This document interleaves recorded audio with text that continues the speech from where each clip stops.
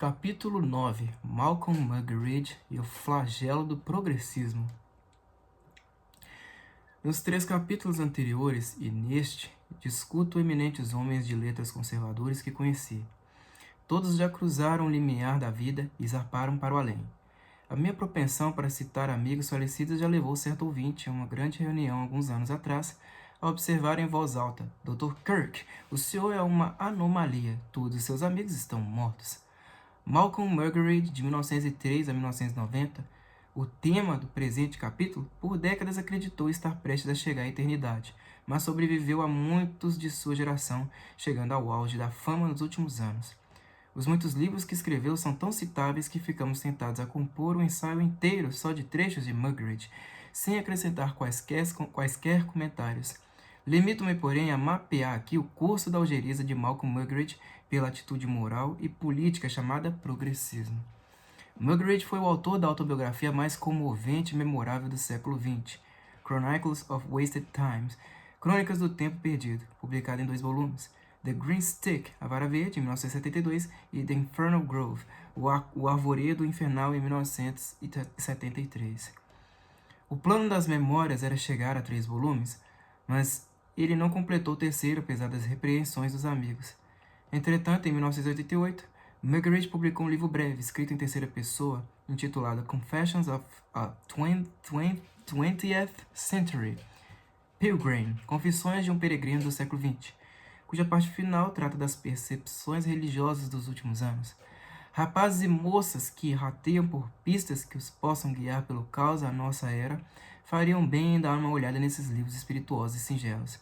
Muggeridge costumava citar o seguinte verso de William Blake, que viveu de 1757 a 1827. Dou-te a ponta de um fio dourado, basta em um novelo enrolá-lo, far-te-á entrar no portão do paraíso, na muralha de Jerusalém incrustado. Ao fim, Malcolm Muggeridge alcançou o portão do paraíso após muitos tropeços, tribulações e ferozes combates, trazendo a pena como arma. Outros que perambulam pelo bosque escuro poderão beneficiar-se tanto das falhas quanto dos êxitos desse autor. Não é, porém, esse Muggeridge, o apologista cristão dos últimos anos de vida, que pretendo aclamar aqui e agora. Antes apresento-vos Muggeridge, o satirista sucessor de Aristófanes, de 447 a 385 a.C., Juvenal, de 55 a 127, François Rabelais, 1483 a 1553, e Jonathan Swift, de 1667 a 1745. Em uma época de decadência geral, a sátira pode errar o alvo. Na definição do dicionário, a sátira se dirige à correção da corrupção, dos abusos ou dos absurdos na religião, política, direito, sociedade e nas letras. De modo jocoso, o satirista contrasta o que existe com o que deveria ser, e em particular contrasta o presente torpe com o passado mais nobre. Contudo, quando os padrões ou as normas já estão lá muito desprezados e foram quase esquecidos, muitas vezes a sátira é lançada para cegos ou cai em ouvidos moucos, pois não restam os que se lembrem de que há muitos e muitos anos se falava de virtude. Tal condição, em grande medida, é a da cultura na segunda metade do século XX. Ponderando tais fatos, o êxito de Muggeridge em despertar as inteligências e as consciências é fenomenal. Ao longo de uns 56 anos, esse Muggeridge, para tomar de empréstimo 2 linhas escritas por Ben Jonson, de 1572 a 1637, ousou desnudar as esfarrapadas tolices do tempo, como ao nascer. Em particular, flagelou a tolice moral e política chamada de progressismo. Socialista de criação, o jovem Malcolm Muggeridge lecionou por alguns anos na Índia e no Egito. Obteve um posto de jornalista no Manchester Guardian e, aos 29 anos, acompanhado da mulher Catherine Kitty Muggeridge, de 1903 a 1994, encaminhou-se para Moscou, onde sucedeu a William Henry Chamberlain, 1897 a 1969, como correspondente do Guardian. Os Muggeridge acreditavam piamente estar partindo de uma cultura burguesa moribunda para participar de uma nova civilização, na qual o potencial humano viria a ser consumado. Chegaram em setembro de 1932. Em 6 meses, Muggeridge veio a conhecer o horror do regime comunista, a ditadura do proletariado, afirmando que essa destrói a tudo e a todos. É a essência da destruição. Nas cidades, escuridão, uma paralisia. Nos campos, uma praga, esterilidade, gritando monotonamente monotonamente a fórmula vazia. Uma sociedade socialista sem classes. Ela ataca com uma barbaridade metódica, não só homens, classes e instituições, mas a alma de uma sociedade.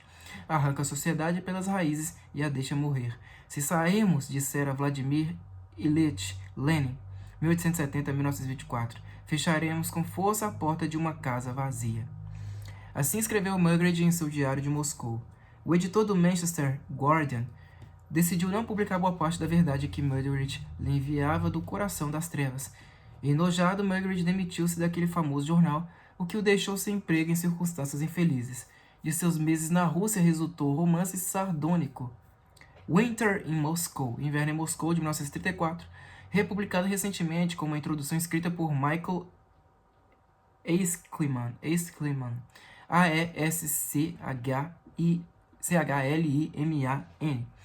Nesse livro sombrio e espirituoso, Muggeridge descreve com fidelidade a covardia, a hipocrisia e a estupidez dos jornalistas ocidentais que rejeitaram ou ignoraram as evidências claras da Grande Fome e do terror stalinista da União Soviética e elogiaram fartamente a ditadura do proletariado. A consciência esquerdista inglesa aceitou complacentemente os horrores da vida na União das Repúblicas Socialistas Soviéticas, uma vez seguramente estabelecida a ditadura, como escreve Muggeridge em The Green Stick. George Bernard Shaw, de 1856 a 1950, Sidney Webb, de 1859 a 1947, Beatrice Webb, 1858 a 1943, e outros fabianos de destaque opuseram-se com vigor à União Soviética em seus primeiros e laboriosos dias. Somente começaram a admirá-la quando se havia fortalecido como regime terrorista autoritário. A admiração tornou-se adulação cega quando Joseph Stalin, de 1879 a 1953, assumiu o papel, e muito do estilo do czar deposto, só que de modo mais brutal, eficiente e arrogante. A indignação de Muggeridge frente às tolices e à desonestidade testemunhadas durante o inverno que passou em Moscou, tanto por parte de visitantes ocidentais quanto dos correspondentes estrangeiros que lá residiam, tornou-se tema recorrente de vários livros e quase intermináveis textos em periódicos. 37 anos mais tarde, Muggeridge voltaria a denunciar os tolos esquerdistas que encontrou em Moscou. Naqueles dias, Moscou era a mesa de toda inteligência esquerdista, qualquer que fosse a compleição particular, escreveria em 1970. Afluíam para lá, numa interminável procissão, desde os grandes como George Bernard Shaw, André Gide, 1869 a 1951, Henry Barbusse, 1873 a 1935, Julian Huxley, 1887 a 1975, Harold Lasky, 1893 a 1950, e o casal Sidney e Beatrice Webb, até os pobres mestres escola, clérigos amalucados, milionários e professores universitários bajuladores, todos completamente convencidos de que, sob a égide do grande Joseph Stalin, uma nova alvorada irrompia e nela a raça humana seria finalmente unificada na liberdade, igualdade e fraternidade para todo sempre. Estavam dispostos a acreditar em qualquer coisa, não importando quão absurda, a deixar passar qualquer coisa, não importando quão desprezível, a aprovar qualquer coisa, não importando quão obscurantista e brutalmente autoritária, de modo a conseguir manter intacta a expectativa confiante de que uma das tiranias mais completas, implacáveis e sangrentas que já existiram no mundo poderia defender a liberdade humana, a irmandade entre os homens e todas as outras boas causas esquerdistas às quais haviam dedicado a vida. Malcolm e Kitty Muggeridge haviam chegado a Moscou tão crédulos a respeito da ditadura do proletariado quanto os outros visitantes, cuja tolice Malcolm logo viria denunciar. Tinham, contudo, olhos para ver, e partiram dali muito mais sábios e dominados pela tristeza.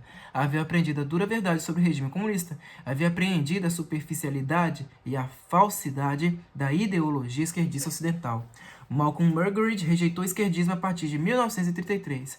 As autoridades esquerdistas estabelecidas o rejeitaram, pois após ter deixado o Guardian por aversão, não conseguiu um cargo sequer em nenhum jornal inglês, sendo considerado extremista demais ao falar sobre a ditadura do proletariado. Uma nomeação temporária na Suíça, na burocracia da Liga das Nações, revelou-se uma vergonhosa servidão. A tentativa de sustentar sua família como escritor freelance ocasional logo fracassou. Um romance baseado em suas experiências no Manchester Guardian foi totalmente suprimido pelo editor mediante uma ameaça de processo judicial por calúnia. Por acaso, viu um anúncio de um posto editorial disponível em um jornal de língua inglesa na Índia. Conhecendo algo sobre a Índia, candidatou-se, embora estivesse pensando em suicídio. Lá se foi forçado para o Calcutta Statesman, mas Viria um tempo em que ele seria o jornalista mais conhecido do mundo, o mais mordaz e audacioso adversário da mentalidade esquerdista. A sua prosa cáustica poria abaixo muitos de eminente pompa. Vem à mente as linhas de John Taylor, de 1578 a 1653, o poeta aquático do século XVII. Penas são armas as mais perigosas, sem dúvida, mais afiadas do que espadas e de fio mais pungente que chicote ou varadas. Não sendo este capítulo uma biografia de Margaret, voltemo-nos agora à sagacidade jocosa e à violência de seus argumentos contra o progressismo. Caso queiras encontrar a fonte da sua ojeriza, a mentalidade esquerdista, além, é claro, da experiência pessoal com a impotência do esquerdismo em vários cantos do mundo atual, ora, tal fonte é a sabedoria do Dr. Samuel Johnson, de 1709 a 1784, o escritor inglês favorito de Margaret, tantas vezes citado. Johnson faleceu antes que o liberalismo se tornasse um termo dos campos da moral e da política. Todavia, os autoproclamados iluministas franceses na era de Johnson foram os ancestrais intelectuais dos nossos esquerdistas do século XX. A racionalidade do senso comum de Johnson também foi a arma de Margaret, e ao fim da sua vida, a confiança de Johnson na autoridade dos ensinamentos cristãos. No século XVIII não houve inglês mais autêntico do que Samuel Johnson. No século XX, Margaret é o nosso maior exemplo do que restou do antigo caráter e da mentalidade ingleses. O que é esse liberalismo esquerdista contra o qual Margaret investe tão bravamente? Não se refere às doutrinas econômicas de Manchester, pelo menos não em primeiro lugar.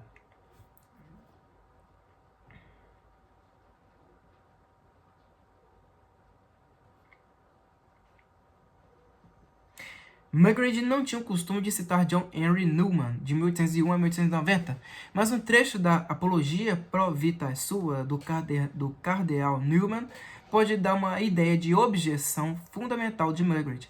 Newman observava que ouviu a palavra liberalismo pela primeira vez em relação às opiniões de Lord Byron, de 1788 a 1824, e seus admiradores. Continua Newman. Posteriormente, o liberalismo foi a insígnia de uma escola teológica de caráter seco e repulsivo, não muito perigosa em si, mas perigosa ao abrir a porta a males que ela mesma não previra ou compreendia. Atualmente, não é nada mais que um profundo e plausível ceticismo, o desenvolvimento da razão humana conforme exercida na prática pelo homem natural.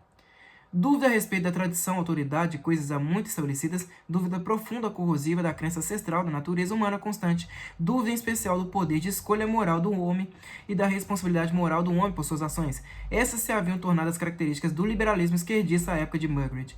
A descendência dos céticos liberais da época de Newman e de modo mais remoto dos iluministas franceses da época do Dr. Johnson é suficientemente óbvia. A sociedade burguesa, do qual surgiu a mentalidade liberal, tem promovido a própria destruição, afirma Margaret. No livro The Green Stick, muito mais do que qualquer turba de revolucionários, as noções inovadoras dos liberais burgueses corroem as bases da ordem pessoal e social. Dois burgueses, um clínico geral típico de Viena e um MHG de sala de leitura do Museu Britânico, Sigmund Freud e Karl Marx, solaparam toda a base da civilização europeia ocidental, como nenhum movimento confessadamente revolucionário jamais o fizeram ou esperava fazer, escreve Margaret ao promover a noção de determinismo, um no caso da moralidade e outro na história, absolvendo assim os homens e as mulheres de qualquer responsabilidade pelo comportamento pessoal e coletivo. O ataque mais incendiário de Margaret contra o liberalismo do século XX, The Great Liberal Death Wish, o grande desejo de morte liberal, foi publicado pela primeira vez em 1970 e está reeditado na minha antologia, The Portable Conservative Reader, o guia de bolso de textos conservadores. Margaret inicia o ensaio assolador com uma referência às suas experiências em Moscou de 1932 a 1933 e continua então a traçar a linha dos infortúnios causados pelo liberalismo, o qual, como viria a declarar mais tarde, ocasionará a desintegração da cristandade. O erro fundamental do liberalismo é o falso evangelho do progresso automático e inelutável, pensa Margaret. Tal falácia nasceu da obsessão pela teoria da seleção natural de Charles Darwin, de 1809 a 1882. Margaret despreza os evangelhos do cientificismo. Herbert Spencer, de 1820 a 1903, ou um pobre e estrepitoso H.G. Wells, de 1866 a 1946, evolucionista ardente, discípulo de Thomas H. Huxley, de 1825 a 1895, com a visão de um paraíso terrestre alcançado via ciência e tecnologia. Esses monstros gêmeos que arruinaram o mundo inteiro, poluindo os mares e rios e lagos com venenos, infectando a própria terra e todas as suas criaturas, invadindo a mente e a consciência íntima do homem para controlar e condicioná-lo ao mesmo tempo, confiando a mãos irresponsáveis e irresolutas os instrumentos da destruição universal. A coroação do Evangelho do Progresso exigia necessariamente o descrédito final do Evangelho de Cristo e a destruição de toda a estrutura da ética, do direito, da cultura, das relações humanas e do comportamento humano sobre ele construído. A nossa civilização, afinal, começou com a revelação cristã, não com a teoria da evolução, e estejamos certos também perecerá com ela, se já não pereceu. Juntamente com T.S. Eliot, de 1888 a 1965, e Donald Davidson, de 1893 a 1968, cujos trabalhos já examinei em capítulos precedentes neste livro, Malcolm Muggeridge nos diz que, à medida que a crença cristã foi rejeitada, a civilização moderna definhará e acabará em pó.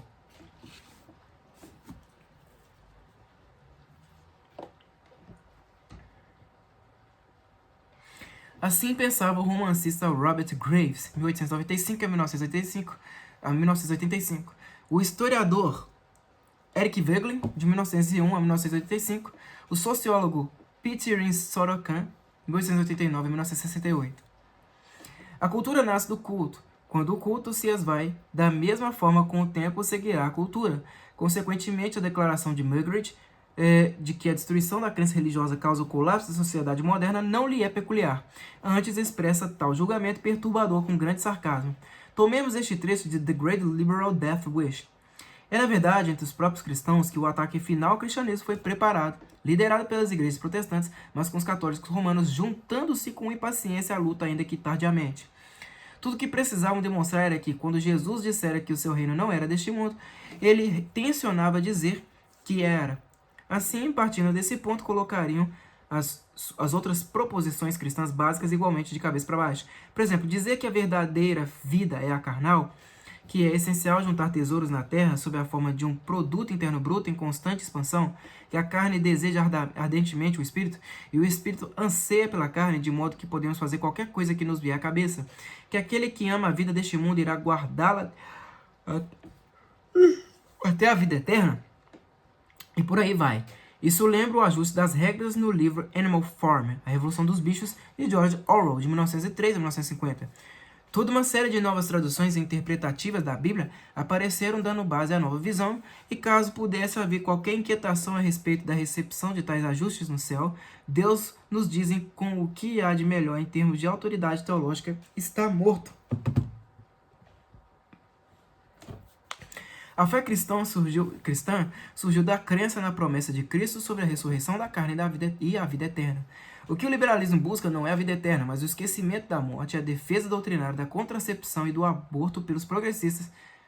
O que o liberalismo busca não é a vida eterna, mas o esquecimento da morte.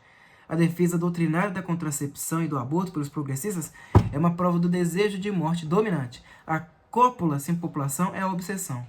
Se o sexo é a fonte do misticismo do grande desejo de morte liberal, nas palavras de Muggeridge, necessita igualmente de um abracadabra e um mecanismo de lavagem cerebral próprios, um equivalente moral da conversão, pelo qual o velho Adão da ignorância, da superstição e da aceitação cega da tradição seja posto de lado.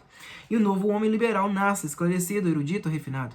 Isso é facilmente possibilitado pela educação, nos vários ramos e filiações. Para a mentalidade liberal, a educação provê a panaceia universal. Seja qual for o problema, a educação irá solucioná-lo. A lei e a ordem se desfazem? Então, ainda mais estatísticas, a caça de ainda mais educação. Doenças venéreas espalhando-se, a ponto de encontrarmos meninas de 10 anos de idade infectadas? Então, pelo amor de Deus, mais educação sexual, com os pequenos balbuciando o que acontece com a vagina da mamãe quando o papai fica ereto, como antes balbuciava o catecismo. Dependência química crescendo rapidamente aos trancos e barrancos, especialmente nos lares em que assiste à televisão. Com certeza é óbvio que o que as crianças precisam é de aulas extras sob a responsabilidade de psiquiatras treinados para instruí-las em todos os porquês e motivos do uso de narcóticos. Muggeridge toca nesse artigo e em outros no apego perverso dos liberais esquerdistas a todas as causas políticas que sejam hostis às coisas instituídas na nossa civilização, no porquê de os amigos dos interesses britânicos e norte-americanos serem denunciados pelos progressistas como reacionários. Um exemplo. Por que, em um mundo cheio de regimes opressores e práticas terroristas na Inglaterra, o veneno e a fúria da mentalidade esquerdista têm de perseguir os sul-africanos brancos com uma raiva particular, quando o seu governo oligárquico apenas difere de uma dúzia de outros, como os do Marechal Josip Broz Tito, de 1892 a 1980, na Iugoslávia, do generalismo Francisco Franco, 1892 a 1975, na Espanha, do secretário-geral Walter Ulbricht, de 1893 a 1973, na Alemanha Oriental, do comandante Fidel Castro em Cuba, etc., por desejarem ficar bem com os ingleses. A mentalidade liberal progressista parece estar ávida por aniquilar as convicções e as circunstâncias que tornaram possível a sociedade liberal democrática. Em todos os lugares, os progressistas de hoje exigem mais liberdade. Para serem livres de quê? Ora, livres da ordem pública e pessoal, que alimenta a justiça e a verdadeira liberdade. Ultimamente, o progressista típico não tem consciência de que suas propostas e ações negam a vida. Não imagina as melhorando a vida, não obstante é movido pelo desejo inconsciente de morte. Abaixo a civilização para que possamos ser libertados de todas as limitações. Permiti-me fazer mais 2 citações das páginas finais do incendiário ensaio de Margaret. Vejo o grande desejo de morte esquerdista exercendo triplamente seu ofício nos anos vindouros ao lado do evangelho e do progresso e da busca da felicidade, brada Margaret profeticamente. Eis os 3 cavaleiros do Apocalipse, progresso, felicidade e morte. Sob seus auspícios, a busca pela riqueza total leva à miséria total. A procura da paz total leva à guerra total. A educação total ao analfabetismo total. O sexo total é a esterilidade total. A liberdade total é a servidão total. Procurando obter somente o acordo das maiorias, encontramos um consenso baseado na consenocracia ou na oligarquia da mentalidade liberal. Malcolm Margaret perde toda a esperança neste mundo temporal, nessa sociedade apaixonada pela morte, que deseja a dissolução. Diversas vezes citei o parágrafo final de seu avassalador lamento. Assim como os astronautas ascendem às vastas eternidades do espaço, sobre a Terra o lixo se empilha cada vez mais alto. Conforme os domínios da academia ampliam os próprios limites, os braços dos alunos alcançam cada vez menos, conforme se espalha o culto fálico. Da mesma forma, a impotência. Em meio à grande riqueza, grande pobreza, na saúde, doença, nos números, engano. Fartando-se, continua-se com fome. Sedado, fica-se inquieto. Revelando tudo, escondemos tudo. Unimos-nos na carne, mas estamos para sempre separados.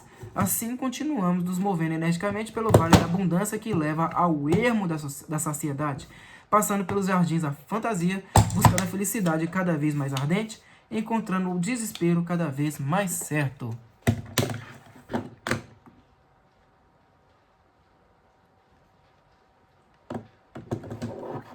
Há pouco mais de uma década, Malcolm e Kitty Margaret visitaram-nos em Mecosta durante 3 dias. Deveríamos ter lido, em voz alta, o poema Snowbound, Preso na Neve, de John Greenleaf Whittier, de 1807 a 1892, pois caiu sobre nós uma grande tempestade de neve.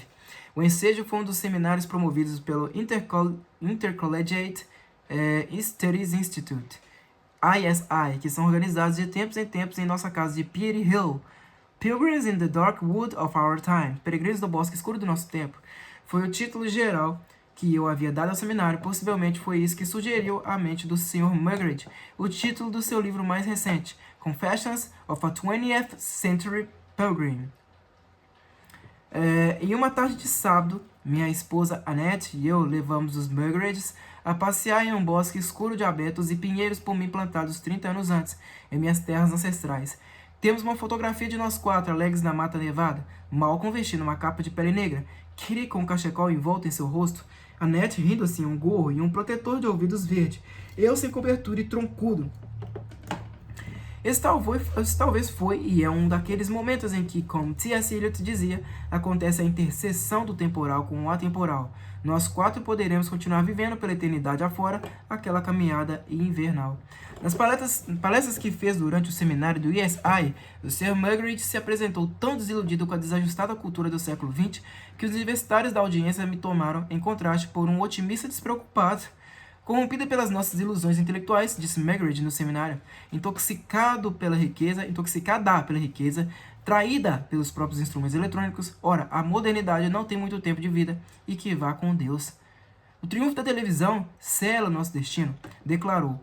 A vacuidade das massas e a manipulação da opinião pública, a derrota do gosto decente, a ruína dos livros e da educação, são esses os dons da botela. Não é possível desinventar a televisão. Ora, fora por meio das aparições regulares e inesquecíveis na televisão para a British Broadcasting Company, BBC, que Malcolm Margaret ficara famoso e próspero. nos anos 1960. O rosto talhado com os olhos fundos, a urbanidade da conduta, a acuidade da inteligência haviam conquistado uma audiência telespectadora imensa. Quem fala na tela da televisão para milhões de pessoas sugestionáveis tem poder, mas Malcolm Muggeridge rejeitou tal poder. Como escreve Ian Hunter na biografia autorizada, Muggeridge sempre foi fascinado e repelido pelo espetáculo do poder daqueles que o utilizam. O poder é para a coletividade, acredita, o que a luxúria é para o indivíduo. Desperdício do espírito em perda de vergonha, na expressão elegante de William Shakespeare, de 1564 a 1616. Por meio século de prática jornalística, e particularmente desde o advento da televisão, travou contato com primeiros ministros, potentados e déspotas. Gente que conquistou o poder sobre os demais por aclamação, nascimento, persuasão, eleição ou pela mira do revólver. O efeito sobre quase todos observou corruptor, não no sentido mais óbvio com que Lord Acton, de 1834 a 1902, falou sobre o poder que tende a corromper, mas de modos mais sutis e insidiosos, principalmente ao desviar a atenção do que é duradouro, verdadeiro e digno para o que é evanescente, circunstancial e espalhafatoso. Eis-me aqui, capitão de uma legião de Roma, diz uma antiga inscrição que Muggeridge gosta de citar, que serviu no deserto da Líbia e que aprende e pondera essa verdade. Há na vida apenas duas coisas, amor e poder, e homem algum pode possuir os dois.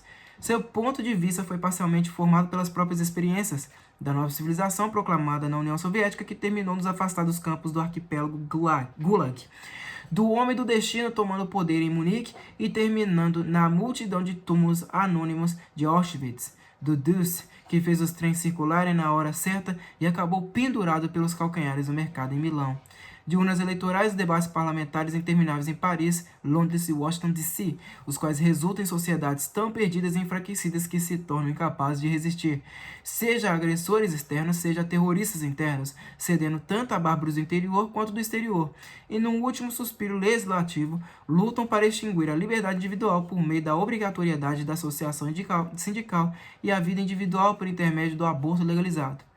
Escolha o amor e não o poder, diz os Muggeridge. Não apresenta à sociedade modo algum de fugir do averno, mas com certeza nos exorta como almas a buscar a nossa salvação com diligência. Um sinal do verdadeiro caráter de Muggeridge é o fato de as crianças gostarem dele.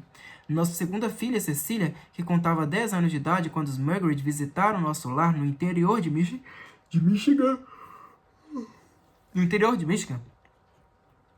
sentava-se à primeira fila durante as palestras do Sr. Muggeridge, observando em silêncio. Depois, quando lhe perguntamos, Cecília, entendeste o que o Sr. Muggeridge disse? Ela respondeu com seriedade, não tudo, no entanto, mais do que esperava. Desde essa época já era sábia. Acomodamos Malcolm e Kitty no nosso próprio espaçoso quarto de dormir, que tem uma lareira, pois os ingleses, e não havia casal mais inglês do que os Muggeridge, gostam demasiado de um fogaréu. Bem, nessa ocasião, nossa filha mais nova, Andrea, na época com 3 anos, tinha o hábito perto das 3 da madrugada de se dirigir quietinha ao nosso quarto e se aconchegar entre os pais. Nossa casa proposta é notoriamente mal assombrada. Não recordando de que os pais haviam deixado o quarto para os hóspedes ingleses, a pequenina Andrea, que aqui passa ao relatório feito por Kitty Muggeridge. Tivemos uma visitante no nosso quarto ontem à noite, disse-nos a senhora Muggeridge. Uma figura pequena, de branco. Veio em silêncio e engatinhou até a cama entre nós dois. Ela olhou para o Malcolm e depois para mim. Então, depois de um tempinho, disse, é melhor eu ir agora. E partiu. Quanto tempo ela ficou? Perguntamos à senhora Muggeridge. O bastante para não nos ofender. Quando saísse, disse-nos. Como peregrina durante 8 décadas do bosque escuro da nossa época, Malcolm Muggeridge havia observado a destruição de muita coisa e a mudança odiosa de mais coisas ainda.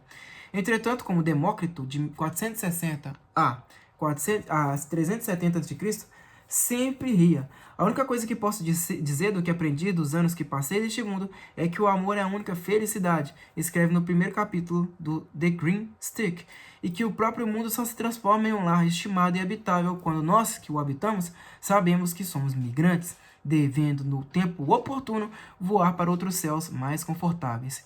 De tal modo, com sinceridade, escreveu o satirista mais convincente da nossa era. A qualquer custo, desde 1932, Malcolm Muggeridge falara a verdade. Uma de suas verdades mais duras é que o progressismo agora está completamente podre. Em alguma passagem, Muggeridge observa que as pessoas aprendem não pela exortação, mas pela experiência. Antes que o século acabe, sem dúvida, os devotos do progressismo sobreviventes irão aprender mais algumas lições desagradáveis.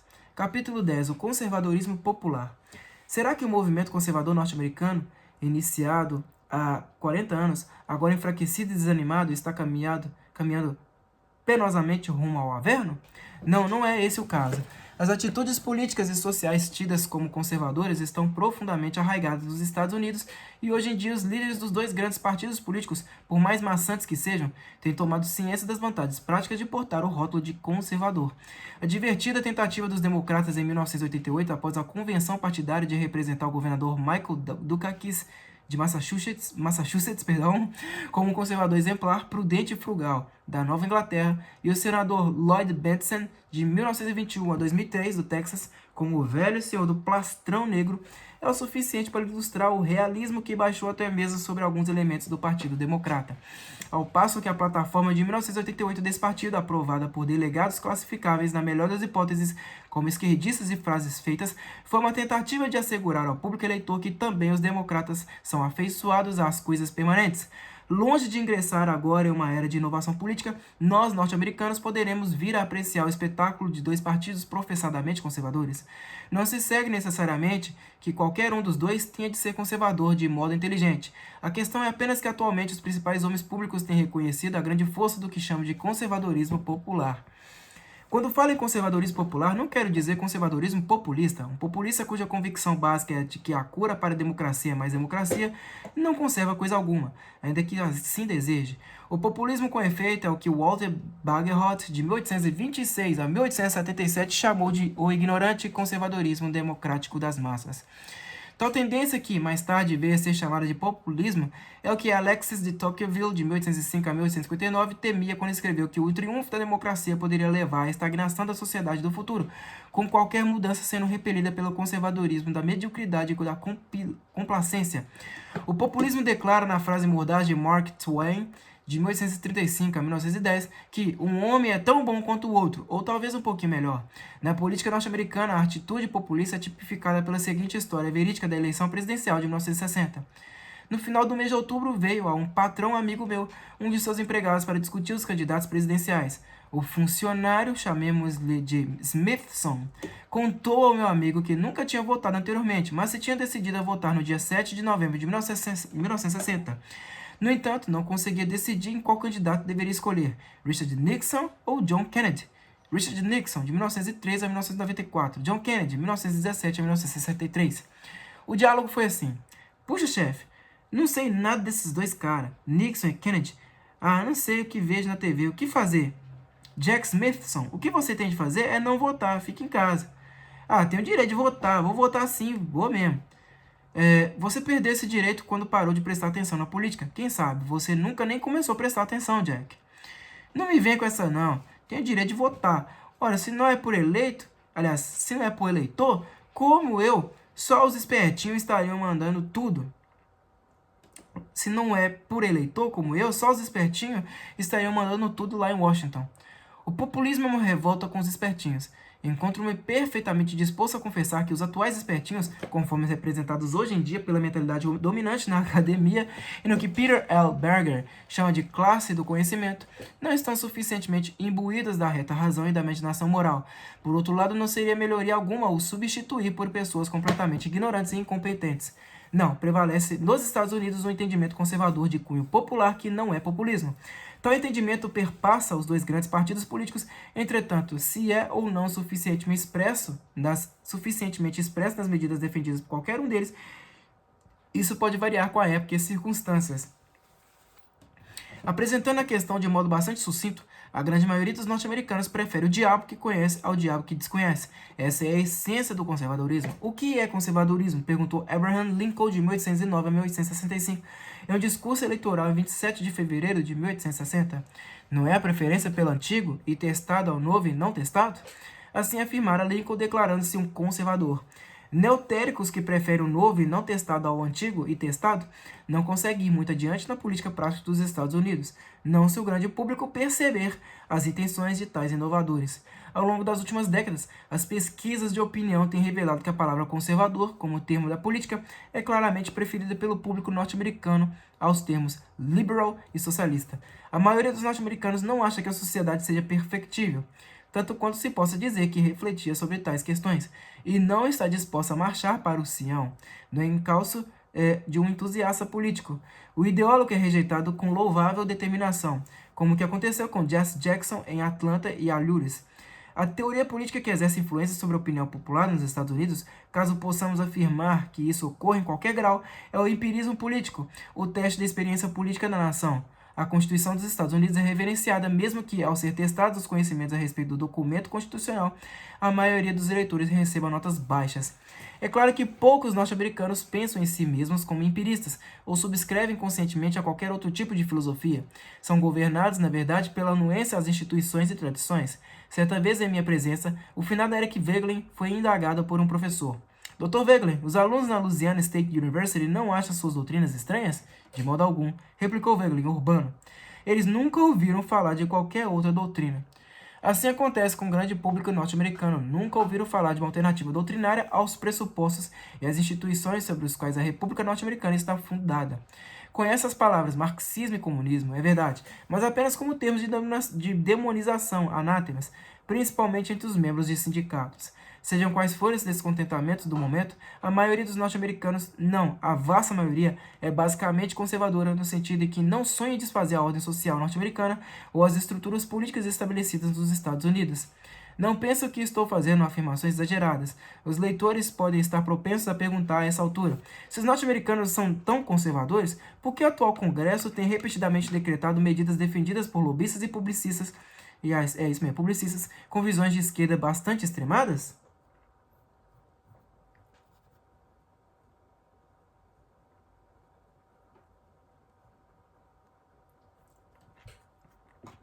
Há duas razões para o paradoxo de um eleitorado conservador e um congresso de esquerda, e cada uma das razões seria digna de uma discussão aprofundada. Aqui posso apenas tratar do assunto muito brevemente. A primeira razão é que os Estados Unidos não sofrem hoje em dia do que Alexis de Tocqueville temia, a tirania da maioria. Ao contrário, os Estados Unidos penam sob a tirania das minorias, mas de minorias agressivas, intolerantes, endinheiradas e gerenciadas com inteligência. Refiro-me à minoria feminista, à minoria militante negra, à minoria dos direitos sociais, à minoria dos fabricantes de armas, à minoria das fusões industriais, à minoria da estigmatização da África do Sul, à minoria zionista, à minoria homossexual, à minoria dos direitos dos animais.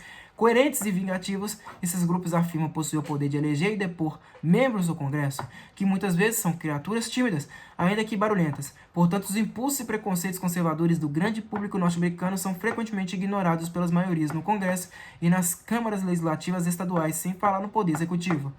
A segunda razão é que a maioria dos norte-americanos, embora conservadora bastante nas visões gerais, é incapaz de distinguir entre candidatos conservadores e esquerdistas moderados ou radicais, o que é bastante comum, especialmente quando todos os candidatos dizem ser mais ou menos conservadores.